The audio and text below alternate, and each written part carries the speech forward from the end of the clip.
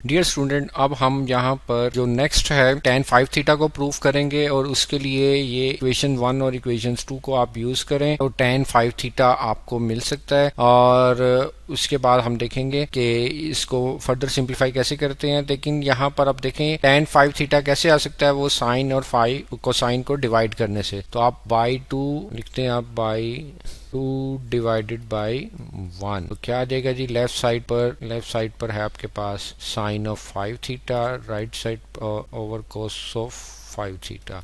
Okay, यहाँ पर ये एक्सप्रेशन देख लें, वो 2 में क्या है जी, यहाँ पर ये S5 minus 10 C square S cube plus 5 C4 को sine 4 over S sine theta. यहाँ राइट साइड पर क्या है जी, कोस 5 थीटा माइनस 10 C को sine cube theta over sine into sine square theta plus 5 को sine theta into sine 4। Well, अब यहाँ पर इसको आपने देखें, जैसे मैंने आपको कहा था कि कोस 5 और साइन 5 थीटा, इसको in terms of their respective identity respective functions ही आप ट्रांसफॉर्म करें। मीन साइन 5 थीटा को sine in terms of purely sine में ही ड्राइव किया, कोसाइन 5 थीटा को purely in terms of cosine ही आपने ड्राइव किया। तो यहाँ पर नेचुरली यही अराइज होता है कि tan 5 theta should also be in terms of tan theta purely. तो यही चीज हम यहाँ पर करेंगे। कैसे, देखें यहाँ पर ये जो एक टर्म है ये आपको हेल्प करेगी purely in terms of tan theta की फॉर्म में लाने के लिए। तो इसको हम डिवाइड कर देंगे। तो यहाँ पर आप देखें, dividing numerator and denominator by C5 mean tan 5 जिसको आप कह रहे हैं कोसाइन 5। तो यहाँ पर देखें लेफ्ट साइड पर क्या आ जाएगा जी, tan 5 थीटा, राइट साइड पर आप देखें हर टर्म ने ऊपर और नीचे डिवाइड होना है C5 से। तो ये C5 minus 10 C square S cube over C5 plus 5 C4 S over C5। यहाँ पर C5 over C5 minus 10 C cube over S square over C5 plus 5 C S4 over C5। तो इसको आप फर्दर सिंप्लीफाई कर लें। तो अब देखें यहाँ पर यही बात कि जैसे कोस थीटा ओवर साइन जो सा है sine theta over cos theta, ये आपने पढ़ा, ये tan थीटा है। तो साइन को हमने S से डिनोट किया, कोस को हमने C से डिनोट किया, तो tan को फिर T से ही करेंगे। तो यहाँ पर आप देखें क्या आता जा रहा है आपके पास, ये आ जाएगा T5 माइनस 10। देखें C स्क्र C, तो यहाँ पर C क्यूब बच जाएगा, ये कैंसिल हो जाएगा, तो S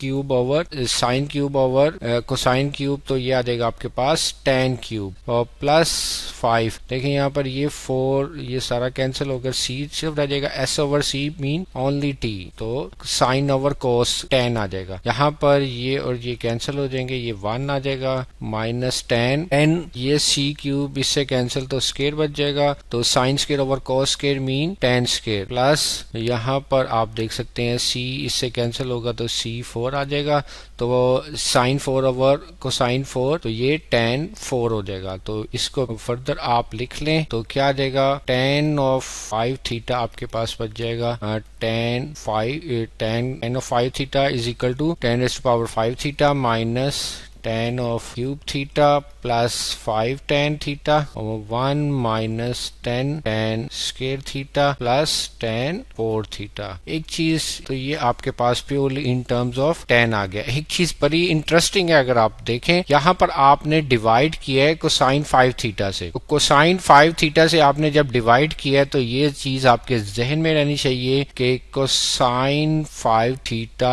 should not be equal to 0। Cosine 5 theta 0 के इक्वल नहीं होना चाहिए। तो कोसाइन 0 कोस 5 थीटा के 0 ना होने का मतलब ये है कि कोस थीटा भी 0 नहीं होना चाहिए। तो आपको पता है जी कोस थीटा कहां पर 0 नहीं होता, आपको पता है कोस थीटा, अब देखें 0 कहां पर होता है, कोस थीटा 0 होता है यहाँ पर और इसी तरह यहाँ पर और यहाँ पर। अगर कोस का आपको ग्राफ आता हो तो याद हो तो ये वो पॉइंट्स होते हैं, ये पॉइंट होते हैं आपके पास, ये होता है π/2, ये होता है 3π/2, इस तरह ये होता है -π/2 और ये होता है -3π/2। तो इट मीन्स के फर्स्ट मल्टीपल, थर्ड मल्टीपल यानी कि -1 मल्टीपल, तो ओड मल्टीपल्स यहाँ पर आ रहे हैं कोसाइन थीटा के। तो इट मीन्स के थीटा यहाँ पर सब कुछ हो सकता है, लेकिन पाई बाई 2 के ओड मल्टीपल्स नहीं होने चाहिए, ओड मल्टीपल्स नहीं होने चाहिए, वेयर